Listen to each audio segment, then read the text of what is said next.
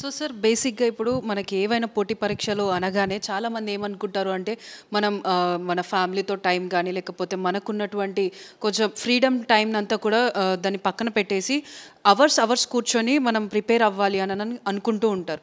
అసలు బేసిక్‌గా ఈ పోటీ పరీక్షలలో మనం అనుకున్నది సాధించాలి అంటే ఒక స్టూడెంట్ ఎవరైతే కోచింగ్ తీసుకున్న వాళ్ళే కానీ, లేకపోతే ఎవరైతే ఈ యాస్పిరెంట్స్ ఉంటారో సో వాళ్ళు బేసిక్‌గా ఎంత టైం వరకి చదివితే వాళ్ళకి ఈజీగా వాళ్ళకి అర్థమయ్యే జాబ్ కొట్టే విధంగా ఉంటుంది సార్? సో ఇది first of all number of hours ఇన్ని 14 గంటలు చదవాలి, 12 గంటలు చదవాలని కాకుండా ఓరియంటేషన్ ఎంత ఉందన్నది ఇంపార్టెంట్. అంటే ఎగ్జామినేషన్కి అవసరమైనవి నువ్వు ఏ మేరకు చదువుతూ ఉన్నావు, సో ఇది స్పష్టంగా చెప్పగలిగే ఫ్యాకల్టీస్ ఉండాలి, ఆ సపోర్ట్ చేసే ఇన్స్టిట్యూషన్స్ ఉండాలి. అంటే ఇప్పుడు మీకు పేపర్లో కనిపించే ప్రతిదీ మనకు ఎగ్జామినేషన్లో రాదు. ఎగ్జామినేషన్లో వచ్చేది మాత్రమే చదవాలి.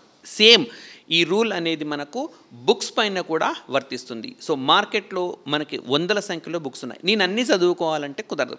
సో సెలెక్టివ్గా మన ఫ్యాకల్టీ ఇచ్చే నోట్స్ మ్యాక్సిమంగా ఒక బుక్, సో ఇట్లా చదువుకుంటూ పోవాలి.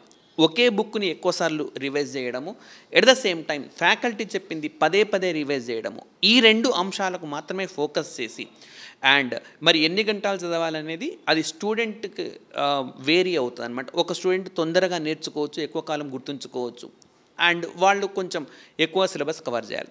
అండ్ అదేవిధంగా ఒక స్టూడెంట్ ఎక్కువసార్లు చదివితే కానీ గుర్తుండకపోయి ఉండొచ్చు. సో ఇవి వాళ్ళ అకాడమిక్ బ్యాక్గ్రౌండ్స్ కానీ, వాళ్ళ సోషల్ సిస్టమ్స్, వాళ్ళ ఈవెన్ ఫుడ్ హ్యాబిట్స్ కూడా ప్రభావితం చేస్తాయి.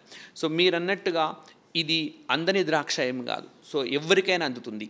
ఎంత మేరకు ఈ స్టూడెంట్ ఓరియంటేషన్తో చదువుతున్నాడు, ఎగ్జామినేషన్కి ఉపయోగపడి ఎంతవరకు ప్రిపేర్ అవుతున్నాడు అన్న కోణం మాత్రమే చాలా ముఖ్యమైనది.